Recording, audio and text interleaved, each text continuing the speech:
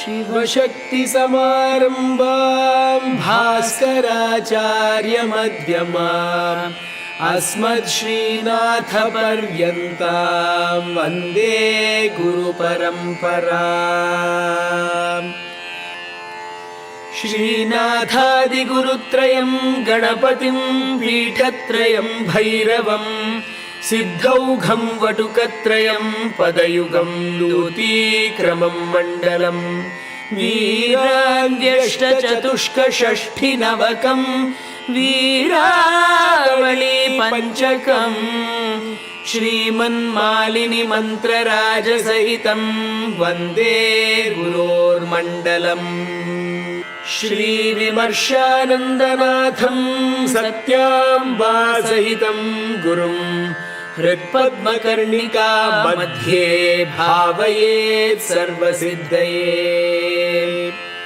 श्रीभासुरानन्दनाथाय नमः।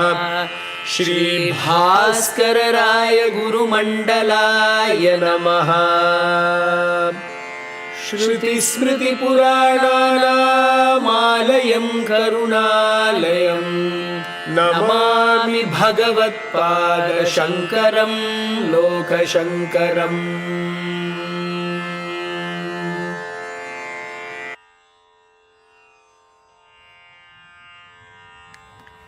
Shri Gurubhyo Namaha, Shri Matre Namaha. Welcome to the third day of our 10th week of Soundaryalahari Sādhana.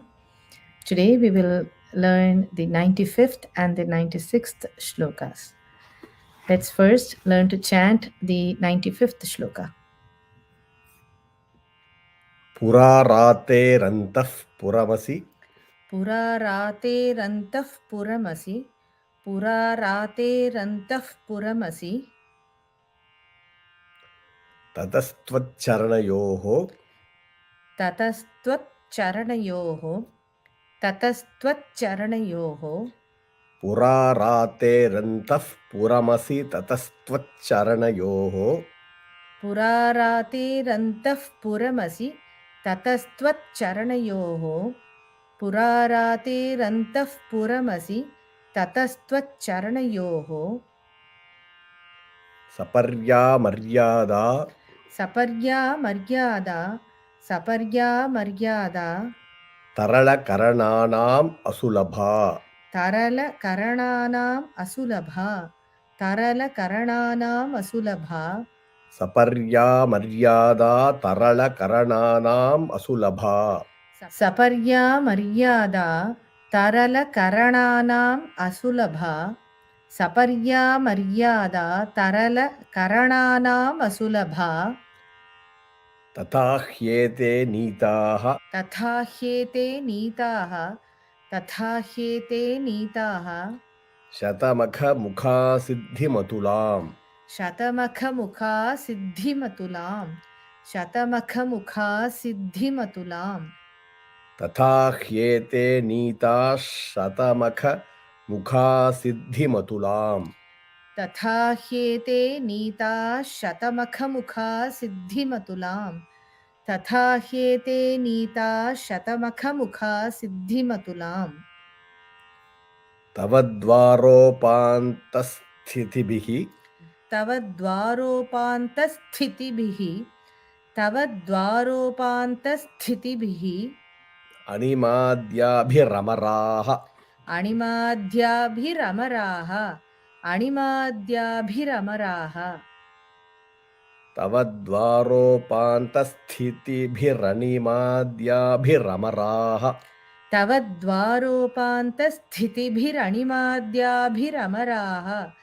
tava dvāropāntasthitibhiraṇimādyābhiramarāḥ. We will repeat all the 4 lines together twice. purārāterantaḥpuramasi tatastvaccaraṇayoḥ. saparyāmaryādā taralakaraṇānāmasulabhā. tathā hyete nītāḥ śatamakhamukhāḥ siddhimatulāṃ. tava dvāropāntasthitibhiraṇimādyābhiramarāḥ. purārāterantaḥpuramasi tatastvaccaraṇayoḥ. saparyāmaryādā taralakaraṇānāmasulabhā tathā hyete nītāḥ śatamakhamukhāḥ siddhimatulāṃ tava dvāropāntasthitibhiraṇimādyābhiramarāḥ. We'll now listen to the musical rendition from Priya, Paramesh, Mahinta and Karthik and learn the shloka in Natakuruji Ragam. purārāterantaḥpuramasi tatastvaccaraṇayoḥ purārāterantaḥpuramasi tatastvaccaraṇayoḥ purārāterantaḥpuramasi tatastvaccaraṇayoḥ purārāterantaḥpuramasi tatastvaccaraṇayoḥ saparyāmaryādā taralakaraṇānāmasulabhā saparyāmaryādā taralakaraṇānāmasulabhā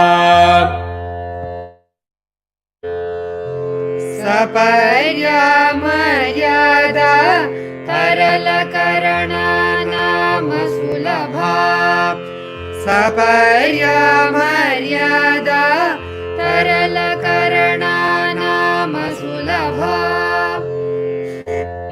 purārāterantaḥpuramasi tatastvaccaraṇayoḥ saparyāmaryādā taralakaraṇānāmasulabhā purārāterantaḥpuramasi tatastvaccaraṇayoḥ saparyāmaryādā taralakaraṇānāmasulabhā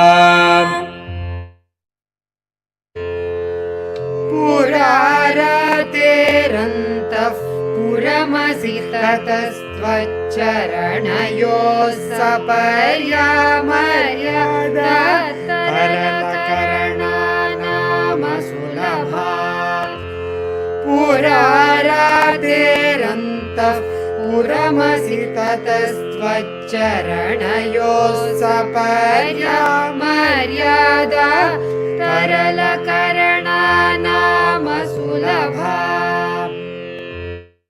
tathā hyete nītāḥ śatamakhamukhāḥ siddhimatulāṃ tathā hyete nītāḥ śatamakhamukhāḥ siddhimatulāṃ tathā hyete nītāḥ śatamakhamukhāḥ siddhimatulāṃ tathā hyete nītāḥ śatamakhamukhāḥ siddhimatulāṃ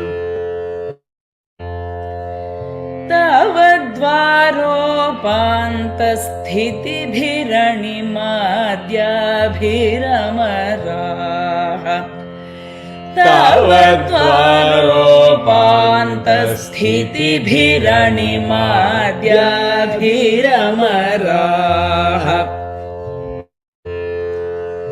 tava dvāropāntasthitibhiraṇimādyābhiramarāḥ tava dvāropāntasthitibhiraṇimādyābhiramarāḥ tathā hyete nītāḥ śatamakhamukhāḥ siddhimatulāṃ tava dvāropāntasthitibhiraṇimādyābhiramarāḥ tathā hyete nītāḥ śatamakhamukhāḥ siddhimatulāṃ tava dvāropāntasthitibhiraṇimādyābhiramarāḥ tathā hyete nītāḥ शतमखमुखा सिद्धिमतुलाम् तव द्वारोपान्तस्थितिभिरणिमाद्याभिरमराः तथा ह्येते नीताः शतमखमुखाः सिद्धिमतुलाम् तव द्वारोपान्तस्थितिभिरणिमाद्याभिरमराः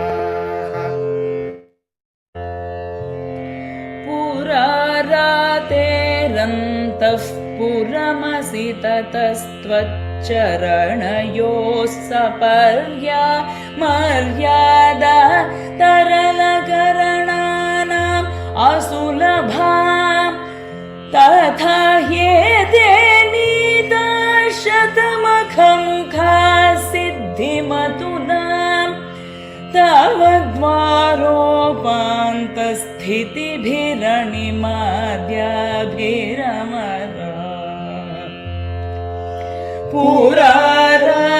पुरारातेरन्तः पुरमसि ततस्त्वच्चरणयोः सपर्यामर्यादा तरलकरणानाम् असुलभा तथा ह्येते नीताः शतमखमुखाः सिद्धिमतुलाम् तव द्वारोपान्तस्थितिभिरणिमाद्याभिरमराः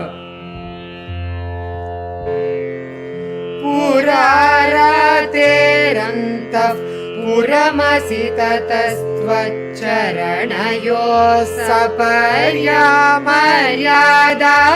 तरलकरणानामसुलभा तथा ह्येते नीताः शतमखमुखाः सिद्धिमतुलाम् तव द्वारोपान्तस्थितिभिरणिमाद्याभिरमराः पुरारातेरन्तः पुरमसि ततस्त्वच्चरणयोः सपर्यामर्यादा तरलकरणानामसुलभा तथा ह्येते नीताः शतमखमुखाः सिद्धिमतुलाम् तव द्वारोपान्तस्थितिभिरणिमाद्याभिरमराः. Let's go through the meanings now. Purārāterantaḥpuramasi, the first words of the shloka. Purārāterantaḥpuramasi has to be split as Purārātehe antaḥpuramasi. So Bhagavad-pada addresses Devi here as the consort of the destroyer of Tripura, who is Shiva, and the queen who resides in the inner apartments or the Antahpura of Shiva.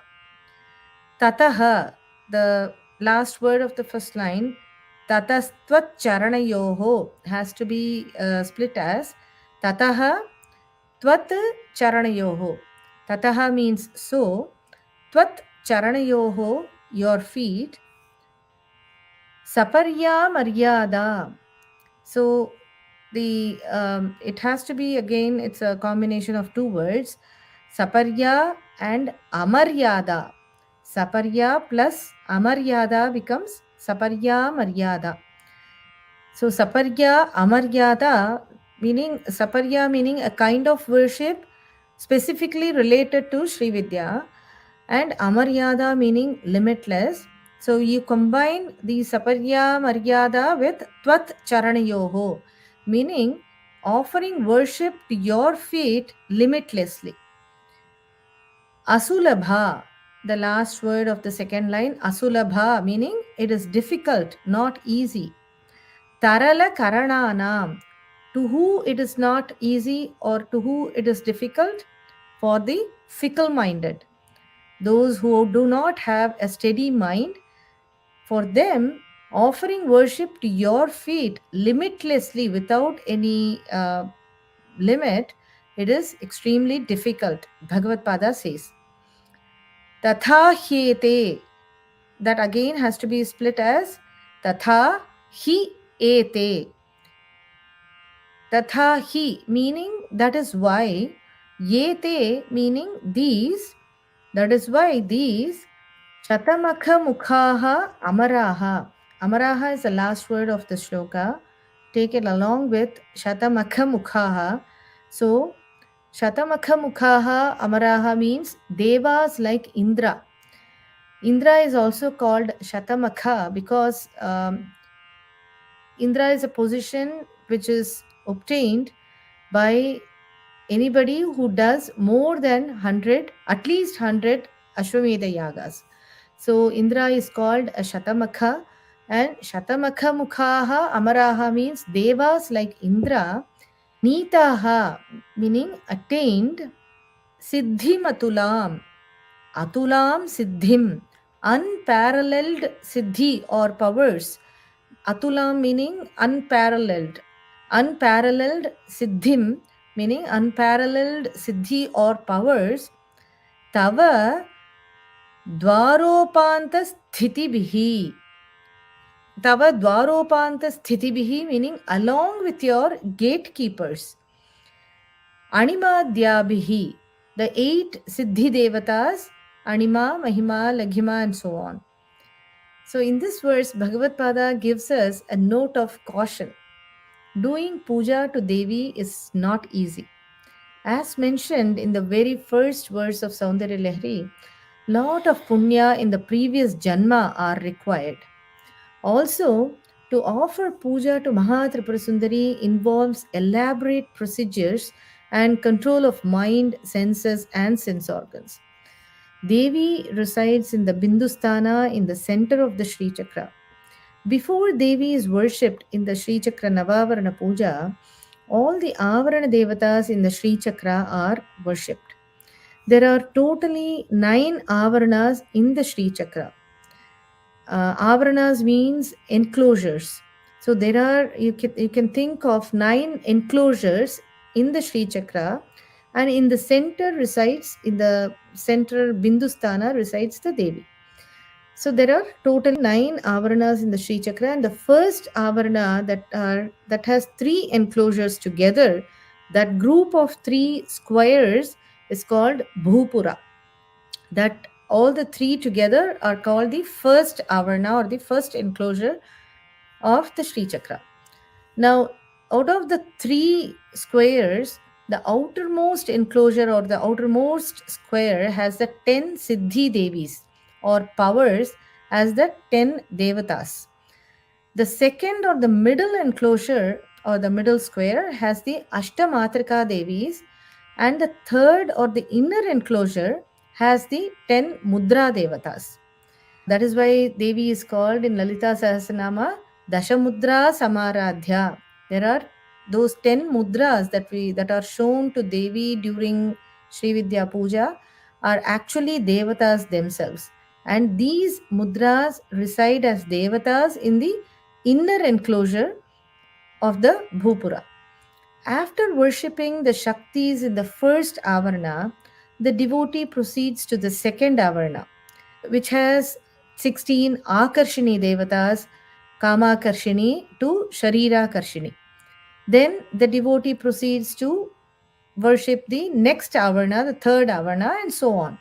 Finally, the devotee, after the 8th Avarana, he prays to Mahatripurasundari residing in the 9th enclosure, which is called the Bindusthana. Bhagavad Pada very beautifully describes the importance of worshipping Devi and why it is not easy to worship Devi. Saparya is Sri Vidya Upasana, Maryādā means boundary or limit, and Amaryādā means without limits. Taralakaraṇānāmasulabhā means those who have unsteady mind. Bhagavad Pada is giving us a direct message to all of us. Always doing the Sri Vidya Upasana, that is being very close to her lotus feet without any hindrance or limits, requires a Upasaka to have a steady mind with all the sense organs and mind under control and having one pointed concentration. We have given a detailed explanation of being a Jitendriya when we explain the 6 feet Bhramara or bee in the 90th shloka, which were compared to the 5 senses and mind. He gives the example of Indra and other devas only reaching the doorsteps of Devi. Indra is called Śatamakhamukhāḥ, or the one who has performed 100 Ashwamedha sacrifices, and being Indra is not a permanent post in the Devaloka. Anyone who performs 100 Ashwamedha yaga will be appointed as Indra, the king of gods. In this verse, Bhagavad Pada says that such a person who has performed 100 Ashwamedha yagas can only reach the outermost gate of Devi's abode, where the 10 siddhis are worshipped. Ashwamedha yajna is supposed to be the foremost of all yajnas, and only an emperor who has conquered the entire world is the adhikari, or the person fit to perform this Ashwamedha yaga. When such a person performs 100 Ashwamedha yagas, he becomes the king of the Devaloka, or the abode of God. Makha means yajna, or the sacrifice, and Shatamakha is 100 sacrifices or yajna. Since Indra has performed 100 Ashwamedha yajna, he is called Shatamakha. Even the place where a lot of sacrifices are made is called Makha. If such a person like Indra is only at the periphery or the gate of Devi's abode, and he is satisfied with getting the Ashtasiddhi, or the powers of Anima, Laghima, Mahima, Ishitva, Vashitva, Prakamya, Bhukti and Ichha Siddhi, and goes back to his kingdom to enjoy the powers attained, what to say of us who have not even done one simple yajna, leave alone one Ashwamedha yajna? When we do puja to Devi, we should have this bhava and have the humility and gratitude that we are able to perform the Sri Chakra Navavarana Puja. There is also another way of looking at this shloka, that when an upasaka does the Sri Chakra Puja, right at the first enclosure, the worshipping of Devis in the first enclosure itself gives him a lot of siddhis. And these sometimes become obstacles for him to even proceed inside, to go up to the Vaidhātraṃ. So the Bhagavad Pada is cautioning that if you really want to have the Sayujya Padavi with Devi, be careful of not returning from the first enclosure itself like Indras and other Devas. So with this, let's move on to the learning of the 96th shloka.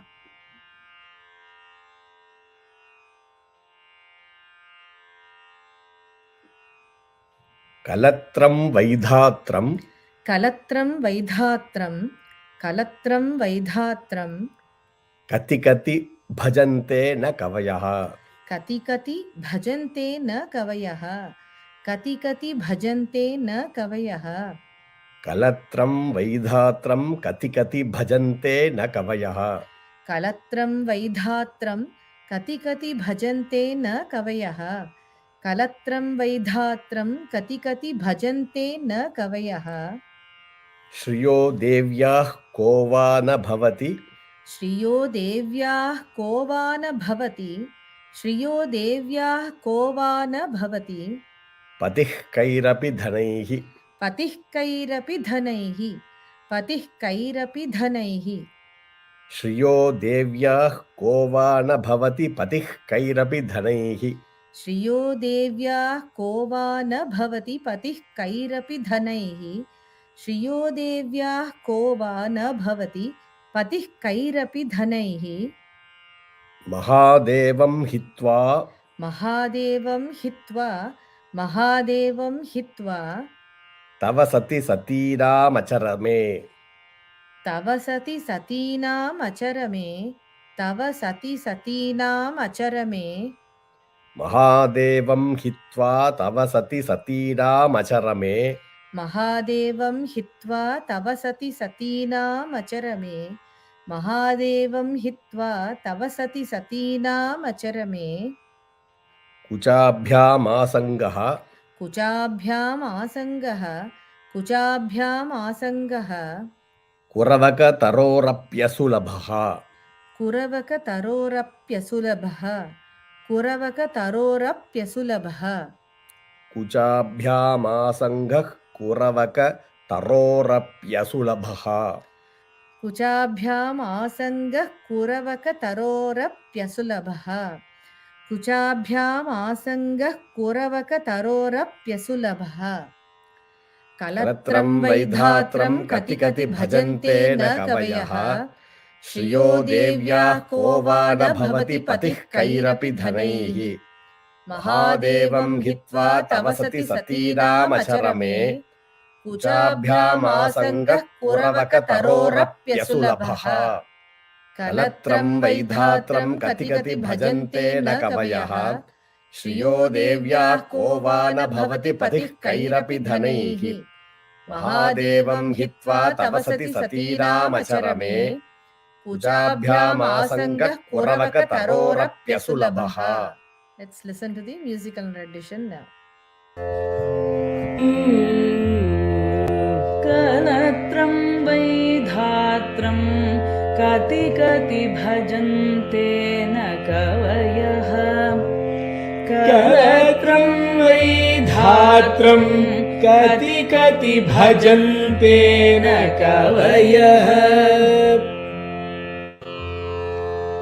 कलत्रं वैधात्रं कतिकति भजन्ते न कवयः कलत्रं वैधात्रं कतिकति भजन्ते न कवयः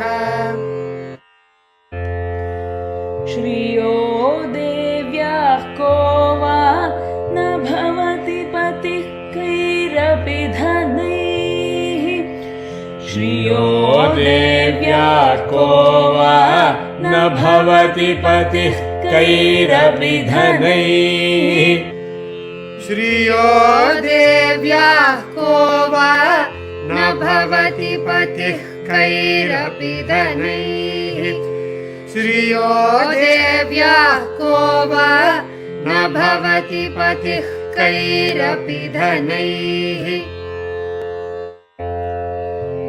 कलत्रं वैधात्रं कातिकति भजन्ते न कवयः श्रियो देव्याः को वा न भवति पतिः कैरपि धनैः कलत्रं वैधात्रं कतिकति भजन्ते न कवयः श्रियो देव्याः को वा न भवति पतिः कैरपि धनैः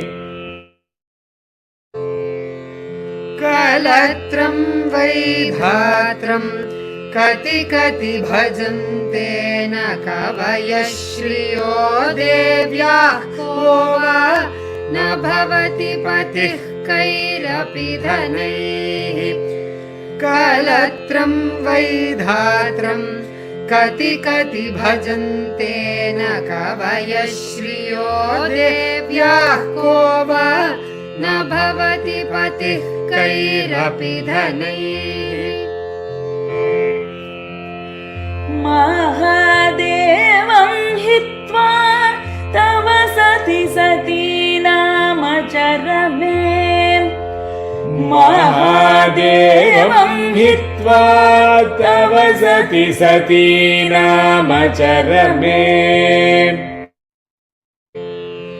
महादेवं हित्वा तव सति सतीनामचरमे महादेवं हित्वा तव सति सतीनामचरमे कुचाभ्यामासङ्गः कुरवकतरोरप्यसुलभः कुचाभ्यामासङ्गः कुरवकतरोरप्यसुलभः कुचाभ्यामासङ्गः कुरवकतरोरप्यसुलभः कुचाभ्यामासङ्गः कुरवकतरोरप्यसुलभः महादेवं हित्वा तव सति सतीनामचरमे पूजाभ्यामासङ्गः कुरवकतरोरप्यसुलभः महादेवं हित्वा तव सति सतीनामचरमे पूजाभ्यामासङ्गः कुरवकतरोरप्यसुलभः महादेवं हित्वा तव सति सतीनामचरमे पूजाभ्यामासङ्गः कुरवकतरोरप्यसुलभः महादेवं हित्वा तव सति सतीनामचरमे पूजाभ्यामासङ्गः कुरवकतरोरप्यसुलभः कलत्रं वैधात्रं कातिकति भजन्ते न कवयः श्रियो देव्याः को वा न भवति पतिः कैरपि धनैः महादेवं हित्वा तव सति सतीनामचरमे पूजाभ्यामासङ्गः कुरवकतरोरप्यसुलभः कलत्रं वैधात्रं कातिकति भजन्ते न कवयः श्रियो देव्याः को न भवति पतिः कैरपि धनैः महादेवं हित्वा तव सति सतीनामचरमे पूजाभ्यामासङ्गः कुरवकतरोरप्यसुलभः कलत्रं वैधात्रं कतिकति भजन्ते न कवयः श्रियो देव्याः को वा न भवति पतिः कैरपि धनैः महादेवं हित्वा तव सति सतीनामचरमे पूजाभ्यामासङ्गः कुरवकतरोरप्यसुलभः कलत्रं वैधात्रं कतिकति भजन्ते न कवयः श्रियो देव्याः को वा न भवति पतिः कैरपि धनैः महादेवं हित्वा तव सति सतीनामचरमे पूजाभ्यामासङ्गः कुरवकतरोरप्यसुलभः. We'll see the meanings. So Bhagavad-pada addresses Devi as Sati here. He calls her Hey Sati. One, her name is called Sati because she was also the daughter of Daksha Prajapati, Dakshayani, and also she is being addressed here as a Pativrata Devi. Vaidhātraṃ, kalatraṃ vaidhātraṃ. Vaidhātraṃ means Brahma. Kalatraṃ means his consort Saraswati. Kashmalat trayate iti kalatraṃ patni. One who protects husbands from kashmalatvam, that is sins. So she is called Kalatraṃ. So here Kalatraṃ Vaidhātraṃ means the consort of Brahma who is Saraswati. Katikati, how many? Kavayaḥ na bhajante. Kavayaḥ na bhajante. Poets do not worship. Meaning, how many poets do not worship Brahma's consort Saraswati? Meaning, many poets worship Saraswati. Kova kairapi dhanaiḥ, who with all sorts of wealth, na bhavati śriyo devyāḥ patiḥ, does not become the lord of the goddess of wealth, that is Lakshmi. Who with all sorts of wealth does not become the lord of Lakshmi. Any wealthy person is addressed as Lakshmipati or Shripati. So Bhagavad Pada is asking this as a question, meaning that anybody who has of wealth will be addressed as the lord of the goddess of wealth. Satīnām acharame. Acharame means at the forefront. So Devi is at the forefront of the satis, that is the forefront of all the chaste women. Mahādevaṃ hitvā, with the exception of Mahādeva, her husband Shiva, tava kuchabhyam asangah, embracing your chest, asulabhā, is not possible. Kuravaka taroho api. Tarorapi has to be split as taroho api. Kuravaka taroho api. Even for the red amaranth tree or the marudani tree that we say in Tamil. So in this verse, Devi is addressed as Sati. Devi incarnated as Sati, the daughter of Daksha Prajapati, married Lord Shiva and was a pativrata devoted to Lord Shiva. In this verse, the quality of Devi as a superior wife called pativrata is described. As a pativrata stri or woman, only Shiva has access to Devi, says Bhagavad Pada. Bhagavad Pada explains the greatness of her pativratyam in this verse by comparing her with goddess Saraswati and goddess Lakshmi.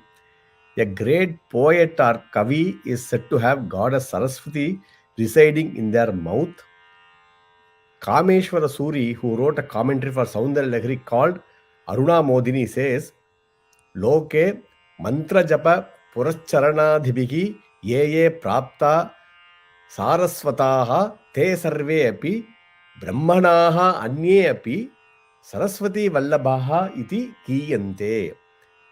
In this world, those upasakas who do the Srividya mantra japa and purāṣarana, those upasakas, even if they are not born as a Brahmin, are acclaimed as Saraswati Vallabha in this world. This means that goddess Saraswati resides in such upasakas who have got vak siddhi by their mantra japa. Such poets and upasakas are addressed as Saraswati Vallabha. Also, when goddess Lakshmi resides in the house of a wealthy person, he is acclaimed as Lakshmipati or Shripati.